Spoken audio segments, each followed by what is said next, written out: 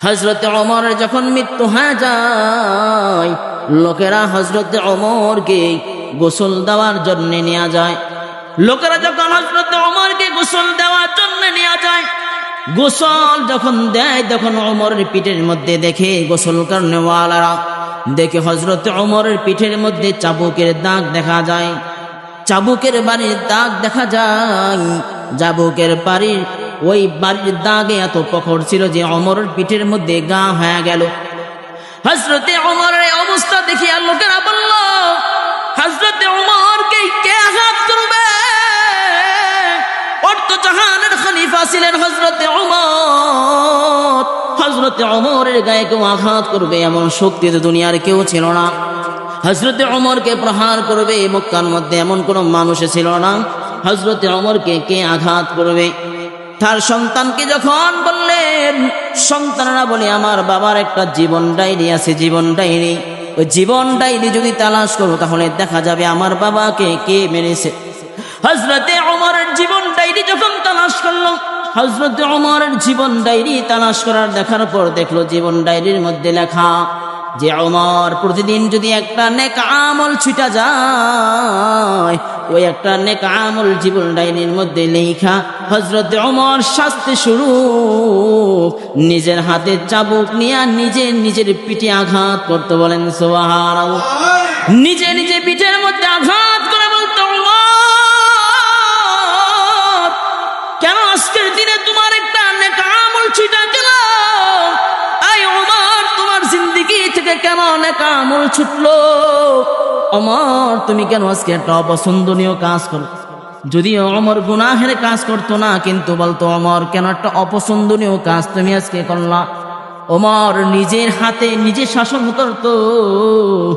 নিজের যদি কখনো গুনাহের কাজ হতো, কখনো যদি নেক আমল কম হয়ে যাইতো, ওমর নিজে শাসন করতো আর শাসাইতো। বলতো, ওমর তুমি কাজটা ঠিক করো নাই, আজকে তুমি একটা নেক আমল কম করে ফেলছো। বলেন সুবহানাল্লাহ। এজন্য নবী করিম সাল্লাল্লাহু আলাইহি ওয়াসাল্লাম জিবরাইলকে জিজ্ঞেস করলেন, ও জিবরাইল, আমার ওমরের ব্যাপারে তুমি একটা গুণ বর্ণনা করো। জিবরাইল আমিন বললেন, আল্লাহর নবী গো, আমারে যদি নূহ আলাইহিস সালাতু ওয়াস সালামের হায়াত বরিয়া যদি আমারে 950 বছরের হায়াত দেওয়া হয়, আর আমি যদি 950 বছর হযরতে ওমরের গুণ বর্ণনা করি, তো 950 বছর শেষ হয়ে যাবে, হযরতে ওমরের গুণ বর্ণনা করে শেষ করা যাবে না। বলেন সুবহানাল্লাহ। হযরতে ওমর এত গুণের অধিকারী, হযরতে ওমরের গুণ বর্ণনা করে শেষ করা যাবে না। হযরতে ওমরের এত পরিমাণে গুণ, এত পরিমাণে গুণ। আম্মা জান আয়েশা রাদিয়াল্লাহু তাআলা আনহা একবার প্রশ্ন করলেন নবীকে, নবী গো, ও গো আল্লাহর নবী, আকাশে তো অনেক তারা, যে তারা গণনা করে শেষ করা যায় না। আকাশে অনেক তারকারাজি, এত তারকারাজি, যে তারকারাজি গণনা করে শেষ করা যায় না, কারো পক্ষে গণনা করে শেষ করা সম্ভব নয়। ওগো আল্লাহর নবী, আপনার উম্মতের মধ্যে এমন কোন ব্যক্তি আছে যার আমলনামা এত পরিমাণ, যার আমলনামা গণনা করে শেষ করা যাবে না? আলহামদুলিমান কদ্দারা খায়রাও ওয়া খাবালা, আলহামদুলিমান কদ্দারা খায়রাও ওয়া খাবালা, والشكر لمن صور حسنا وجمالا، والشكر لمن صور حسنا وجمالا، فرد صمد عن صفة الخلق بريء، فرد صمد عن صفة الخلق بريء، رب عسلي خلق الخلق كمالا، رب عسلي خلق الخلق كمالا، لا ست ولا ند ولا حتى لمولاه، لا ضد ولا ند ولا حتى لمولاه، الآن كما كان ولم يلق زوالا، الآن كما كان ولم يلق زوالا আলহামদুলিল্লাহ আল্লাহ পাকের দরবারে লাখ কোটি শুকর ও সুজুদ যে মহান রব্বুল আলামিন আমাদেরকে পবিত্র জুমার দিনে আল্লাহর ঘর মসজিদে নামাজ পড়ার জন্য আগে আগে আসার মতো তৌফিক দান করেছেন। সেজন্য সেই মহান গরিয়ান সর্বশক্তিমান ও অসীম দয়ালু আল্লাহ পাকের দরবারে সকলে জবান খুলে অন্তরের অন্তঃস্থল থেকে কালিমাতুশ শুকর আদায় করে পড়ি আলহামদুলিল্লাহ। লক্ষ কোটি দুরুদ और सलाम सय्यदुल मुरसलीन खातमुन नबिय्यिन शफीउल मुजनबिन इमामुल मुरसलीन रहमतन लिल आलमीन जनाब मुहम्मदुर रसूलुल्लाह सल्लल्लाहु अलैहि वसल्लमेর উপর আল্লাহ পাক রব্বুল আলামিন আমাদেরকে মুসলমান হিসেবে পৃথিবীর বুকে প্রেরণ করেছেন। সর্বনি আল্লাহ তাআলা আমাদেরকে ঈমানের মতো বড় দৌলত দান করেছেন। মুসলমান হিসাবে পৃথিবীতে আসার কারণে আল্লাহ তাআলা আমাদেরকে অসংখ্য অগণিত নিয়ামত দিয়ে ভরপুর করেছেন। এই নিয়ামত পেয়ে এবং মুসলমানিত্বর মতো বড় সম্পদ অর্জন করতে পেরে আমরা খুশি না বেজা? আল্লাহ তাআলা আমাদেরকে এমন একজন নবী রাসূল প্রেরণ দিয়েছেন যিনি হলেন সাইয়্যিদুল মুরসালিন খাতামুন নবিয়্যিন, যিনি হলেন সমস্ত নবীকুলের সরদার, যিনি হলেন শেষ নবী, যিনি হলেন সৃষ্টির মধ্যমণি। সে একজন মহানবীর উম্মত হিসাবে আল্লাহ তাআলা আমাদেরকে পৃথিবীর বুকে প্রেরণ করেছেন। সে নবীর উম্মত হয়ে আমরা খুশি না বেজার? মুহতারাম হাজিরিন, আল্লাহ তাআলা আমাদেরকে মুসলমান হিসেবে পৃথিবীর বুকে প্রেরণ করেছেন, কিন্তু দুঃখের বিষয় হলো আমরা মুসলমান হিসেবে দুনিয়ায় আসার পরেও আমাদের যে কাজ, আমাদের যে কর্ম, আমরা যেভাবে চলার প্রয়োজন ছিল, যেভাবে থাকার প্রয়োজন ছিল, যেভাবে নিজের জীবন গঠন করার প্রয়োজন ছিল, কোনোটাতেই আমরা নাই। কথা বলেন ঠিক কিনা? ভাইরা আমার, খুবই দুঃখের বিষয়, অনুতাপের বিষয় যে আল্লাহ তাআলা আমাদেরকে কেন পাঠিয়েছেন, কেন রব্বুল আলামিন পৃথিবীর বুকে আমাদেরকে পাঠিয়েছেন, সেই চিন্তা চেতনা থেকে আমরা আজকে দূরে সরে গিয়েছি। সে ভাবনা থেকে আমরা আজকে দূরে সরে গিয়েছি যে আল্লাহ তাআলা কোন মাকসাদে আমাদেরকে দুনিয়ায় পাঠাইলেন। আল্লাহ পাক রব্বুল আলামিন দুনিয়ায় আমাদেরকে পাঠাইছেন একমাত্র আল্লাহর ইবাদতের জন্য। কথা বলেন ঠিক কি? আল্লাহ তাআলা দুনিয়ায় পাঠাইছেন আল্লাহর ইবাদতের জন্য, কিন্তু আমরা দুনিয়ায় আইসা আল্লাহর নাফরমানির মধ্যে ডুবে আছি। কথা বলেন ঠিক কি না? আল্লাহর নাফরমানির সাথে আমরা জর্জরিত। আল্লাহ তাআলা দুনিয়ায় পাঠাইছেন ইবাদতের জন্য, আর আমরা এসা করতেছি আল্লাহর নাফরমানি। জিন্দেগির মধ্যে তাকাইলে দেখা যায় জিন্দেগি ভর শুধু রবের নাফরমানি। আল্লাহর যে হুকুম মানার কথা ছিল, আল্লাহর হুকুম মানার থেকে নাফরমানির সংখ্যাই বেশি। কথা বলে ঠিক কিনা? গুনাহের সংখ্যাই বেশি আমাদের অন্তরে। এজন্য আল্লাহ তাআলা বলেন, ইয়া আইয়ুহাল্লাযীনা আমানুত্তাকুল্লাহ।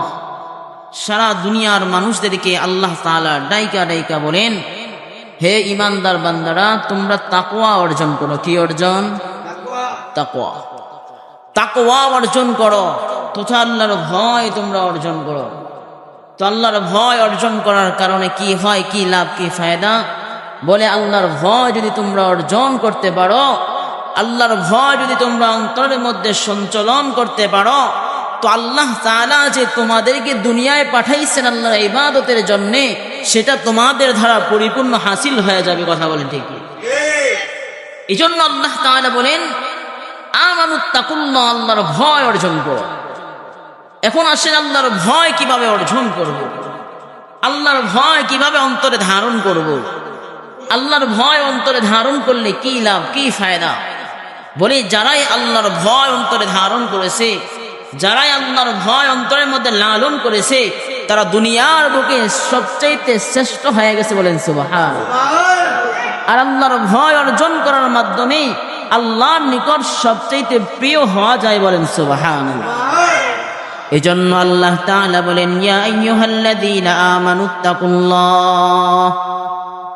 সারা দুনিয়ার মানুষদেরকে আল্লাহ তাআলা মায়ার নজরে ডাইকা ডাইকা বলেন, ইয়া আইয়ুহাল্লাযীনা আমানুত্তাকুল্লাহ।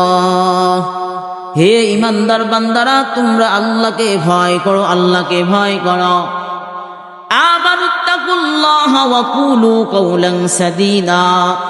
আল্লাহকে ভয় করো এবং সদা সত্য কথা বলো। এই দুনিয়ার ঈমানদার, আল্লাহকে ভয় করার মানে কি? আল্লাহকে ভয় করার মানে কি?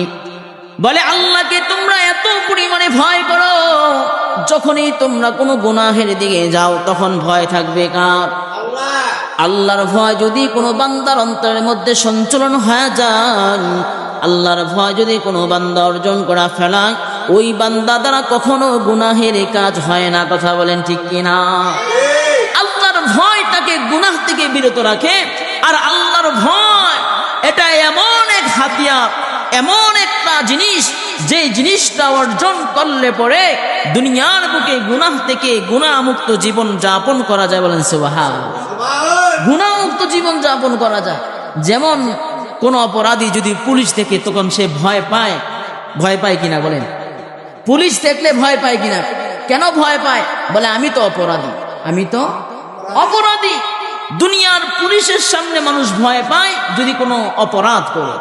তদরূপ এই বিশাল জিন্দেগি আল্লাহ তাআলা আমাদেরকে দিলেন ৬০-৭০ বছরের হায়াতের জিন্দেগি। বলে এই ৬০-৭০ বছর হায়াতের জিন্দেগি যদি আমরা পরিচালনা করতে চাই, তো আমাদের অন্তরের মধ্যে যদি আল্লাহর ভয় থাকে, তো আমরাও গুনাহ মুক্ত জীবন যাপন করতে পারবো। কথা বলেন ঠিক কি? অবশ্যই গুনাহ মুক্ত জীবন যাপন করতে পারবো। এজন্য আল্লাহর ভয় থাকা, প্রত্যেকটা মুমিন ঈমানদার বান্দার মধ্যে থাকা, এটা আবশ্যক কর্তব্য।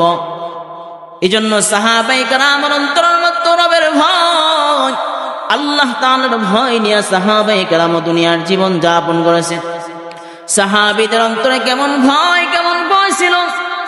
অর্ধ জাহানের খলিফা হযরত ওমর রাদিয়াল্লাহু তাআলা আনহু, আল্লাহর ভয় তার অন্তরের মধ্যে এত পরিমাণে ছিল। হযরত ওমরের অন্তরে একজন সাহাবী হযরত ওমরকে একবার দুধ হাদিয়া দিয়েছে। দুধ হাদিয়া হযরত ওমর দুধ হাতের মধ্যে নিয়ে ওই সাহাবীকে বললেন, তুমি যে দুধ আমার জন্য আনছো, এই দুধ কি তোমার গবাদি পশু থেকে দহন করে আনছো? বলে না। বলে এই দুধ কি আমার জন্য খরিদ করে এনেছো? বলে না, এই দুধটাও তোমার জন্য কিনে আনি নাই। বলে কোথায় থেকে এই দুধটা তুমি আনলা? হযরত ওমরকে বললেন, ওমর, আমি এই দুধটা বাইতুল মাল থেকে সদকার মাল আমি পেয়েছি। সদকার মাল আমার ভাগ্যে জুটেছে। আমার অনেক দিনের আশা ছিল যে আমি ওমরকে সদকা তথা দুধ পান করাবো, এটা আমার মনে আশা ছিল। ওই বাইতুল মাল থেকে আমি দুধ সংগ্রহ করেছি, যেটা ছিল সদকার মাল। ওমর রাদিয়াল্লাহু তাআলা আনহু বলে, এই দুধ কেন আমাকে খাওয়াইলা? বলে আমার আশা ছিল আপনাকে দুধ পান করাবো, কিন্তু আমার অর্থ ছিল না, টাকা ছিল না, সম্পদ ছিল না, আমি দুধ সংগ্রহ করতে পারি নাই। আজকে বাইতুল মাল থেকে আমার ভাগে কিছু দুধ এসেছে, দুধগুলি আমি নিজে না খেয়ে ওমর আপনার জন্য নিয়ে আসলাম। হযরতে ওমর রাদিয়াল্লাহু তাআলা আনহু বললেন, সাহাবী, তোমার জন্য এই মালটা যদিও সদকার মাল জায়েজ, কিন্তু আমি ওমরের জন্য খাওয়া এটা হারাম। কারণ আমি ওমরের আন্ডারে সদকা তথা বাইতুল মাল চলে, আমি ওমরের নেতৃত্বে বাইতুল মাল চলে। যদি কিয়ামতের ময়দানে এই দুধ সম্পর্কে আমাকে জিজ্ঞেস করে আল্লাহ যে ওমর, বাইতুল মালের মালিক তোমারে বানাইছি, বাইতুল মাল দেখভালের দায়িত্ব তোমাকে দিয়েছি, তুমি কেন সদকার মাল খাইলা? যদি আল্লাহ তাআলা আমাকে প্রশ্ন করে, বলো না সাহাবী, আমি আল্লাহর আদালতে কি জবাব দিব? বলেন সুবহানাল্লাহ। হযরতে ওমরের মধ্যে আল্লাহর ভয়, কেমন ভয়! হযরতে ওমর নিজের আঙ্গুলি গলার মধ্যে ঢুকায়া সদকার মালটা গলা থেকে বের করে ফেললেন। হযরত ওমর বলেন, আমার জিন্দেগীর সব আমল ধ্বংস হয়ে যাবে যদি আল্লাহ তাআলা আমার একটা বার আল্লাহর আদালতে দাঁড় করা দেয়, প্রশ্নের সম্মুখীন করা দেয়, তো আমি আল্লাহর আদালতে কোনো জবাব দিতে পারবো না। বলেন সুবহানাল্লাহ। হযরত ওমর অন্তরের মধ্যে কেমন ভয়, রবের কেমন ভয়। হযরত ওমর রবের ভয়ের কারণে সৎকার মাল খাবে এটাও ওমর সহ্য করে না, অথচ ওমরের জন্য খাওয়া এটা হালাল ছিল, বৈধ ছিল। ওমর শুধু প্রশ্নের সম্মুখীন হবে, এজন্য সৎকার মাল ওমর খাইতে রাজি না। বলেন সুবহানাল্লাহ। শুধু বান্দা তাই না, ওমর এত পরিমাণে আল্লাহর ভয় অর্জন করেছেন। হযরত ওমর রাদিয়াল্লাহু তাআলা আনহু যখন মৃত্যু যখন ঢেলা গায়, হযরত ওমরের যখন মৃত্যু হয়ে যায়, লোকেরা হযরত ওমরকে গোসল দেওয়ার জন্য নিয়ে যায়। লোকেরা যখন হযরত ওমরকে গোসল দেওয়ার জন্য নিয়ে যায়, গোসল যখন দেয় তখন ওমরের পিঠের মধ্যে দেখে, গোসল করনেওয়ালারা দেখে হযরত ওমরের পিঠের মধ্যে চাবুকের দাগ দেখা যায়, চাবুকের বাড়ির দাগ দেখা যায়। চাবুকের বাড়ির ওই বাড়ির দাগে এত প্রখর ছিল যে ওমরের পিঠের মধ্যে গা হয়ে গেল। হযরত ওমরের অবস্থা দেখে লোকেরা বলল, হযরত ওমরকে কে আঘাত করবে? জাহানের খলিফা ছিলেন হযরত ওমর। হযরত ওমরের গায়ে কেউ আঘাত করবে এমন শক্তি তো দুনিয়ার কেউ ছিল না। হযরত ওমরকে প্রহার করবে মক্কার মধ্যে এমন কোন মানুষ ছিল না। হযরত ওমরকে কে আঘাত করবে? তার সন্তানকে যখন বললেন, সন্তানরা বলে, আমার বাবার একটা জীবন ডায়েরি আছে, জীবন ডায়েরি, ওই জীবন ডায়েরি যদি তালাশ করো তাহলে দেখা যাবে আমার বাবাকে কে মেরেছে। হযরত ওমরের জীবন ডায়েরি যখন তালাশ করলো, হযরত ওমরের জীবন ডায়েরি তালাশ করার দেখার পর দেখলো জীবন ডায়েরির মধ্যে লেখা যে ওমর প্রতিদিন যদি একটা নেক আমল ছুটা যায়, ওই একটা নেক আমল জীবন ডায়েরির মধ্যে লেখা। হযরত ওমর শাস্তি শুরু নিজের হাতে চাবুক নিয়ে নিজের পিঠে আঘাত করতে। বলেন সুবহানাল্লাহ। নিজে পিঠের মধ্যে আঘাত করে বলতো, কেন আজকের দিনে তোমার একটা নেক আমল ছুটা গেল? আই ওমর, তোমার জিন্দেগি থেকে কেন নেক আমল ছুটলো? ওমর, তুমি কেন আজকে একটা অপছন্দনীয় কাজ করো? যদিও ওমর গুনাহের কাজ করতো না, কিন্তু বলতো, ওমর কেন একটা অপছন্দনীয় কাজ তুমি আজকে করলা? ওমর নিজের হাতে নিজে শাসন করতো। নিজের যদি কখনো গুনাহের কাজ হতো, কখনো যদি নেক আমল কম হয়ে যাইতো, ওমর নিজে শাসন করতো আর শাসাইতো, বলতো, ওমর তুমি কাজটা ঠিক করো নাই, আজকে তুমি একটা নেক আমল কম করে ফেলছো। বলেন সুবহানাল্লাহ। এজন্য নবী করিম সাল্লাল্লাহু আলাইহি ওয়াসাল্লাম জিবরাইলকে জিজ্ঞেস করলেন, ও জিবরাইল, আমার ওমরের ব্যাপারে তুমি একটা গুণ বর্ণনা করো। জিবরাইল আমিন বললেন, আল্লাহর নবী গো, আমারে যদি নূহ আলাইহিস সালাতু ওয়াস সালামের হায়াত বরিয়া যদি আমারে 950 বছরের হায়াত দেওয়া হয়, আর আমি যদি 950 বছর হযরত ওমরের গুণ বর্ণনা করি, তো 950 বছর শেষ হয়ে যাবে, হযরত ওমরের গুণ বর্ণনা করে শেষ করা যাবে না। বলেন সুবহানাল্লাহ। হযরত ওমর এত গুণের অধিকারী, হযরত ওমরের গুণ বর্ণনা করে শেষ করা যাবে না। হযরত ওমরের এত পরিমাণে গুণ, এত পরিমাণে গুণ।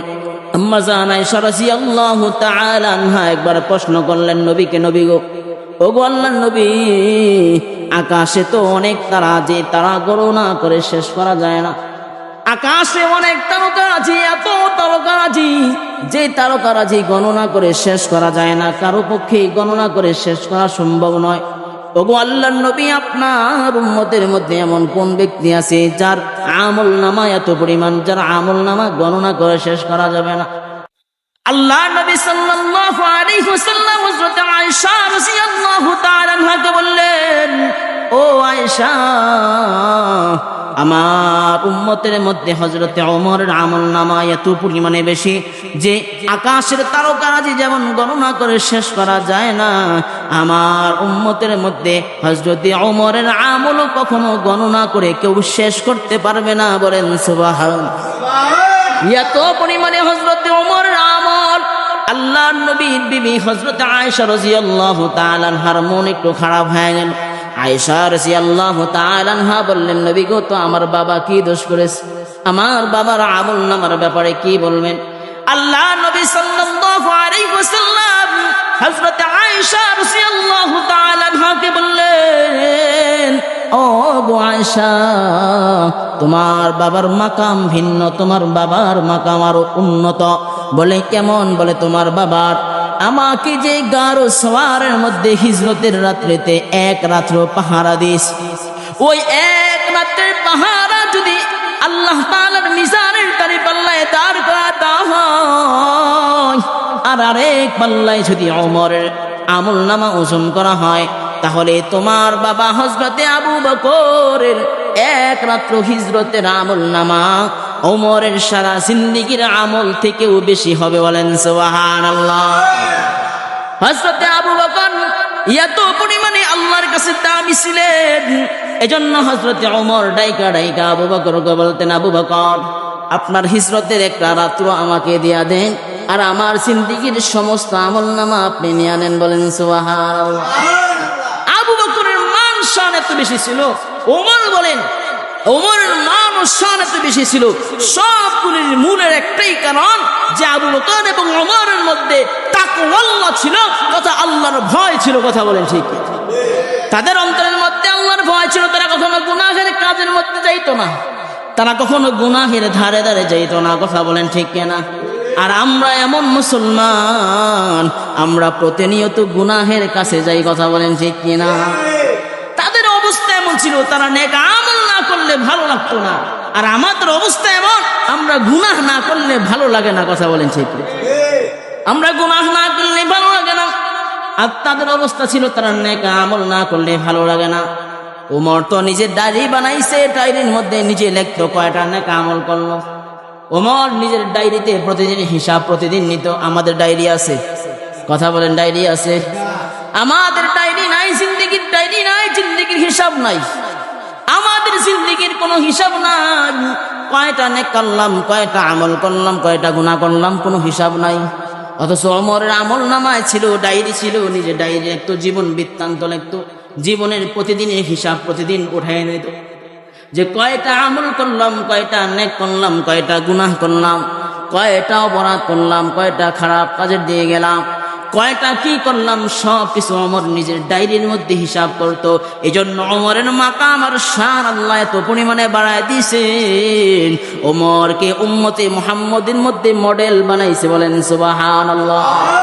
হযরত ওমরকে আল্লাহ তাআলা মডেল বানাই দিয়েছেন, যিনি তার জীবদ্দশায় অর্ধ জাহান শাসন করছে। বলেন সুবহানাল্লাহ। অর্ধ জাহান শাসন করেছেন ওমর। অন্তরের মধ্যে শুধুমাত্র রবের ভয়, তাকওয়াল্লাহ থাকার কারণে আল্লাহ তাআলা ওমরের শান আর মান বাড়ায় দিয়েছে। আমরা যদি তাকওয়াল্লাহ অর্জন করতে পারি, তো আমাদের শান ও মান আল্লাহ বাড়াবে। কথা বলেন ঠিক কিনা? আমাদের শান ও মান আল্লাহ তাআলা বাড়ায় দিবে। আমরা যদি আল্লাহর যে বিধিবিধান আছে এগুলোকে যদি ফলো করতে পারি, তো আমাদের শান ও মান বাড়বে কিনা? বলে অবশ্যই বাড়বে। তাকায় দেখেন, জিন্দেগির মধ্যে একটা সপ্তাহ চলে গেছে, গত জুমা থেকে এই জুমা গেছে কিনা বলেন? কয়জনে নামাজ পড়ছেন হিসাব নিলাম, কয় ওয়াক্ত নামাজ জামাতের সাথে পড়ছেন, কয় ওয়াক্ত নামাজ আপনি ঠিক মতো আদায় করছেন, হিসাব নিলাম। এক সপ্তাহ হিসাব টান দিলে দেখা যাবে ম্যাক্সিমাম নামাজ আমাদের ছুটে গেছে। কথা বলেন ঠিক কিনা? এক সপ্তাহ হিসাব যদি টান দেন, এক সপ্তাহের হিসাব যদি মিলান, তো দেখবেন যে এক সপ্তাহের মধ্যে কয় ওয়াক্ত নামাজ আপনার ছুটছে। তাকায় দেখেন, ম্যাক্সিমাম নামাজ ছুটে গেছে। অথচ আমার আপনার মধ্যে কোনো চিন্তা নাই, কোনো চেতনা নাই, কোনো চিন্তা জাগলো না যে আমরা নামাজকে এইভাবে ছাড়ছি। এই নামাজের হিসাব আছে না নাই? জোরে করে বলেন। কিয়ামতের ময়দানে সর্বপ্রথম নামাজের হিসাব হবে। কথা বলেন ঠিক কি না? নবী বলেন, আউয়ালু মা ইউহাসাবু বিহিল আবদু ইয়াউমাল কিয়ামাতিস সালাহ। কিয়ামতের ময়দানে সর্বপ্রথম নামাজের হিসাব হবে। নামাজ, ওই নামাজের হিসাব ব্যতীত বান্দার এক চুল পরিমাণও পা লড়বে না। বলেন সুবহানাল্লাহ। এক চুল পরিমাণও পা আপনি লাগাতে পারবেন না নামাজের হিসাব দেওয়া ব্যতীত। নামাজের হিসাব করে সর্বপ্রথম আপনাকে নিবে। আর আমরা নামাজের ব্যাপারে সবচেয়ে গাফেল। কথা বলেন ঠিক? শুধু বান্দা নামাজ নয়, যত হুকুম আহকাম আল্লাহর আছে সবগুলি আমরা ছেড়ে দিচ্ছি, আছে না নাই? নামাজ ছেড়ে দিচ্ছি, রমজানের রোজা গেছে, রোজাও ঠিক মতো রাখতে পারলাম না। হজ আমাদের উপর ফরজ, হজ কেউ করি না, আছে না নাই? অনেক মানুষ হজও করতে চাই না। যাকাত আল্লাহ তাআলা আমাদের উপর ফরজ করেছেন, যাকাতও কেউ আদায় করি না, আছে না নাই?